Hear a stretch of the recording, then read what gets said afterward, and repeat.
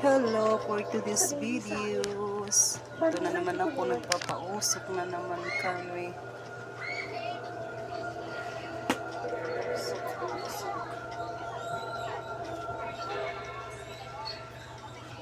Kumulo nang matapos na. Matayogin ko na ibo ko ah. Ano? Tumatayog daw din yung balahibo niya daw. Jesus.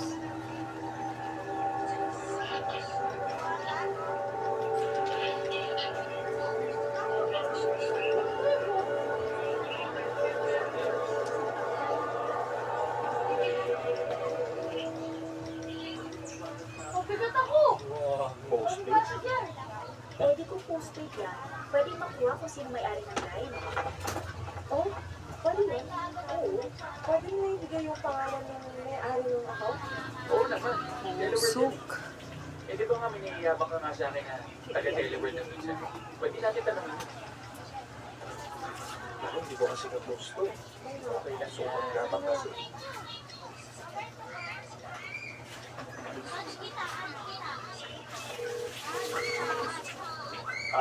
Hello, Don. Ito yung Judo. Aray, kumusta? Buti okay ka. Pinsan, may favor sana ako sa'yo. May patatanong lang ako. Yes. Kapag nakuha niya yung pangalan, paano na? Ang dami palang nakakalam Get ng yung number. mga usok. Akala ko ba lang yan? Hindi kasi kapag nag-request yung may-ari ng change number, ang mangyayari doon, yung dati yung number, pwede yung mapunta sa iba after ng months. Sige, tanungin mo na lang kung sino may-ari ng number na yan ng March 2009. March 2009 daw. Kanino ba nakarehistro to? Sige. Teka.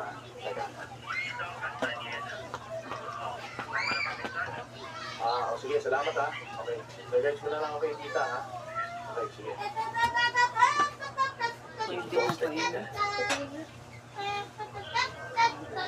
November 2007, nagpalit ng March 2009.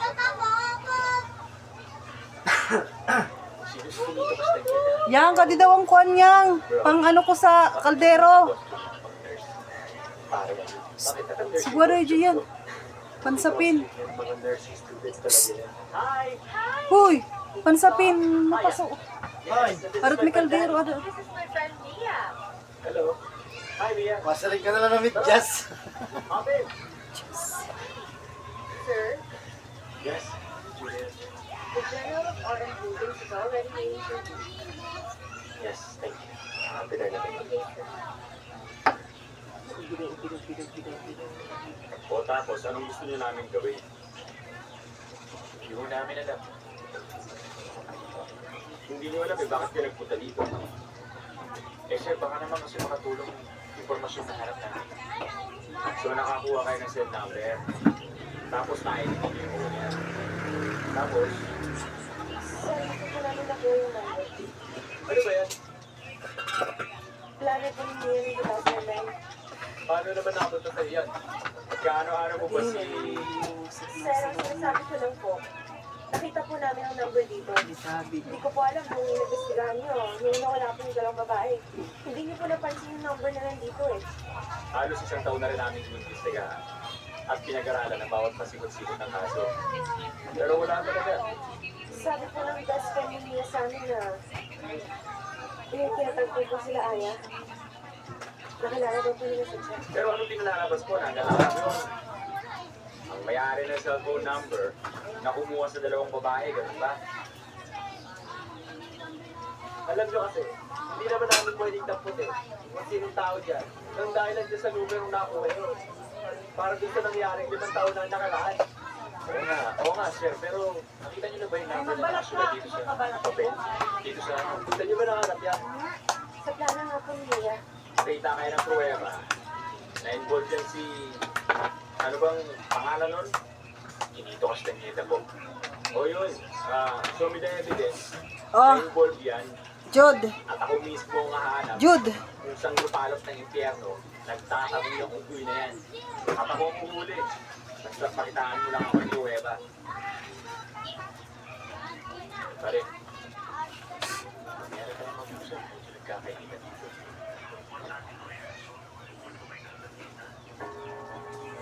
Ba't pare? Anong nahanap mo? Pare, naghanap pala sa internet yung pinubukas lang mo na may Facebook. Website na yung kumpanya niya, pare. Ilan taon na ba yan?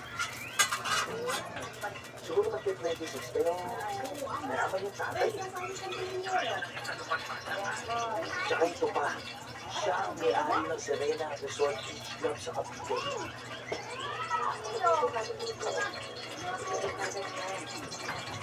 Tingnan mo itong buhang. Parang hindi pa kayo siya nakuha ng mga Ay, ko, sakit sa mata. picture na ito eh. Sa isa pang dami. Ang dami buhang na din sa mga resort. Uy, bari natin dat light, masirum naman dida. Ayun, no? Naniniwala ka ba sa sinasabi ng mga tao niya? Yung pumunta dito kanina, tungkol din sa dalawang nawawalang babae. Maraming ganyan kaso. Sinukot pero hindi na natagpuan. Pare kasi, yung kastanyeda eh.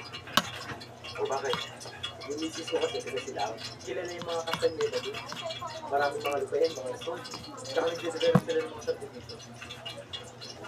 Yung mas lalo namang manabong madama yun. Hindi yung pare. Yung Pinito Kastanyeda, hindi lang kilala dahil sa yaman niya. Kilala din niya dahil saksakan ng babae ano. Hello? Sino pa? Magandang gabi po, sir. Si Sergeant Mendoza ho to. Boli Mendoza ho ng NPC. Sir, may tatanong lang ho sana ako sa inyo kahit sandali lang ho. Tungkol saan? Tungkol po ito, sir, sa dalawang babaeng nawawala. Ito yung sinakaya, sandali. Nilipat ako ng pwesto para mapag-usap kayo ng ha? Hon, may problema ba? Wala, just finish it dinner. JR, kumain ka ha? No, chow chow. Yan naman chow chow.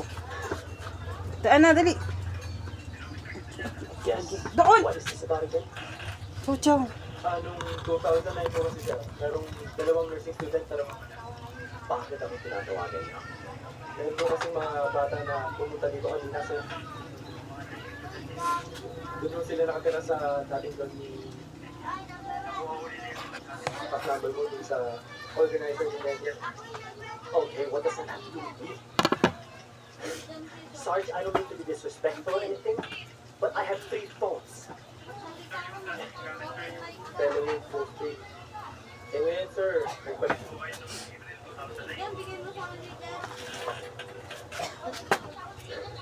Sino sa ganito ito na nakahanap ng kung ano mo organize niya?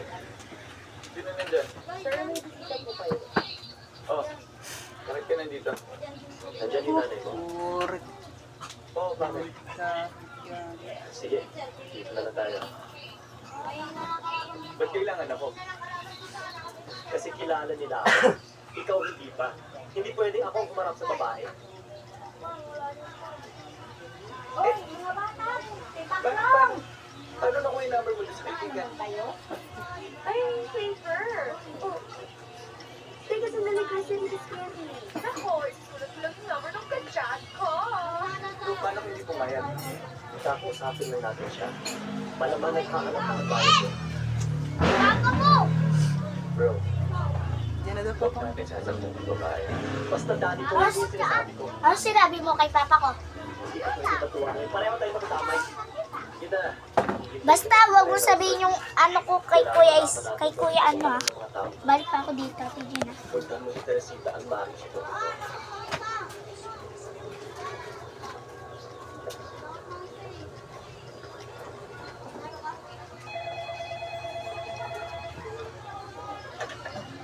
Hello? Teresita tayo? Kita na. Sino ba to? Si Sergeant Morales ko ng MPD.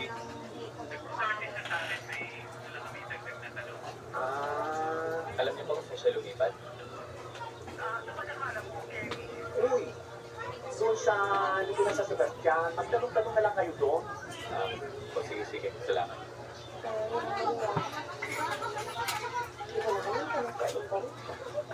Alam mo, kailangan natin mas solid na ebidensya eh.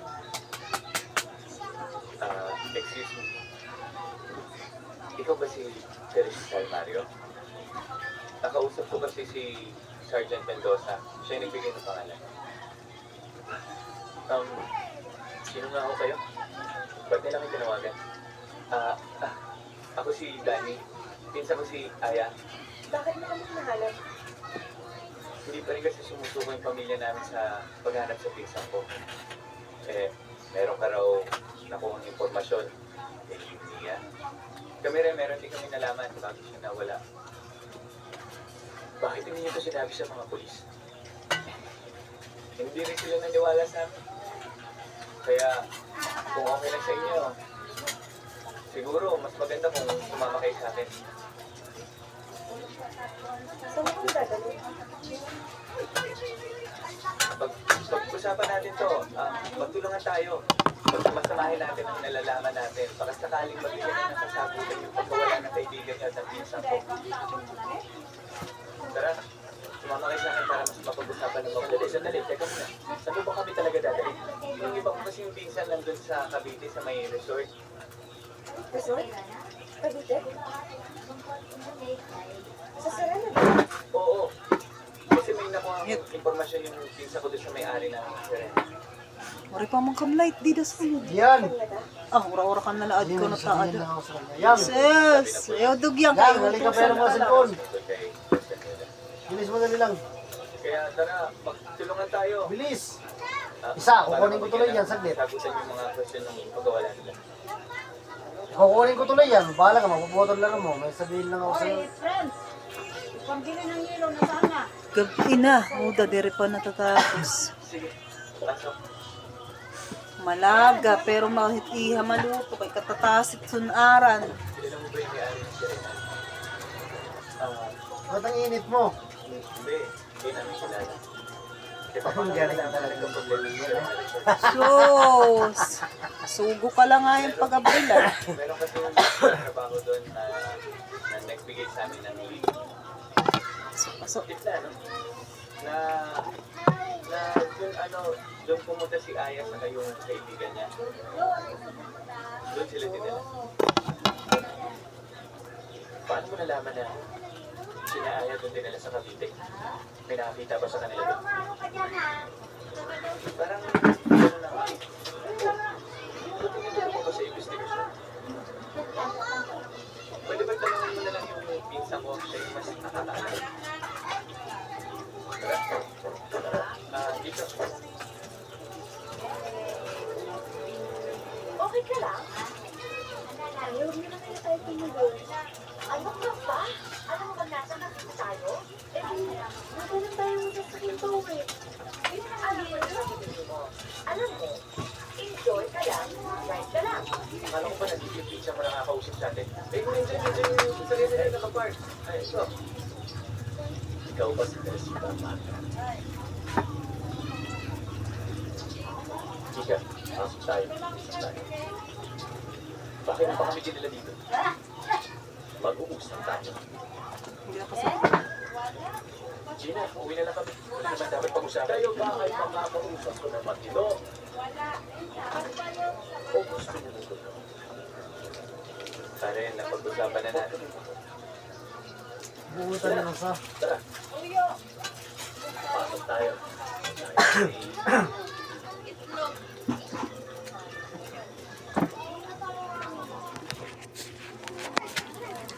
Uy, ang init.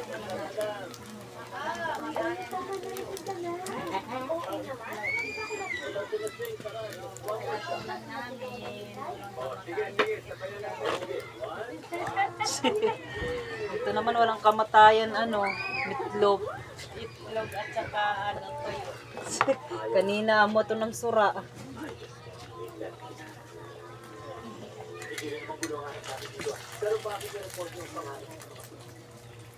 Mapasyon na, mapasyon. Gabi na.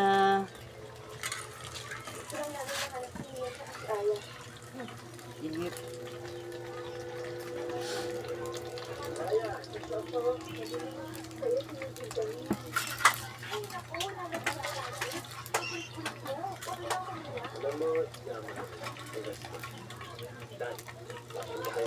Ay, kapapasok. Sarang-sarang na uy.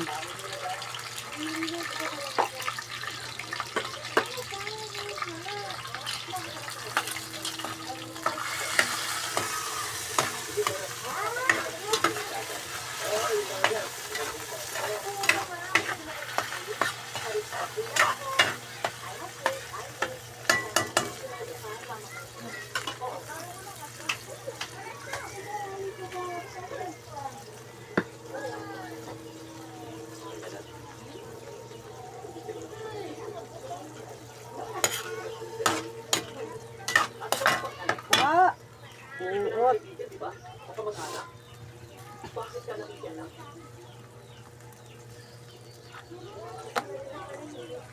Gusto mo lang mangarap silang dalawa. Ha? Nananay ko. Walang may kapag-iwan sa kanya.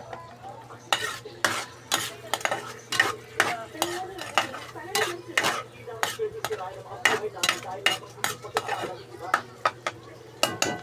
Aksidente ang nangyari.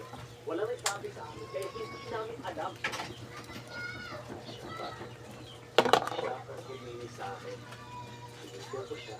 Sinabi ko sa kanya tama na, pero siya pa ang humingi. Of course. I do.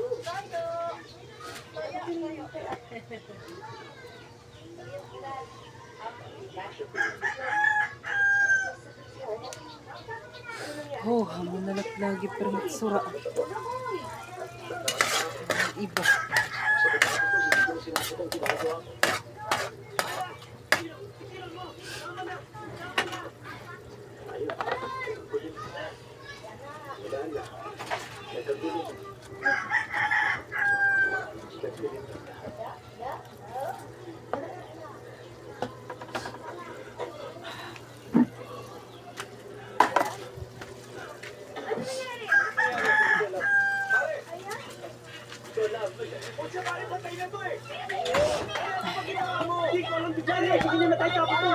Hindi ko alam! Pare, ano ba to? Pare, bakit mo naman siya pinatay? Hindi ko alam kung ano nangyari! Excuse me. May pawis ah. Kung aksidente ang nangyari, bakit hindi nyo ito nireport sa polis? Para saan? Para sirain ang buhay namin dahil sa pagkakamali. Sana sa nagulong. Anong ginawa niyo sa kanila? Teka nga muna. Init na eh.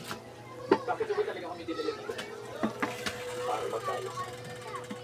Para maging lang sa inyo, makatanggal na.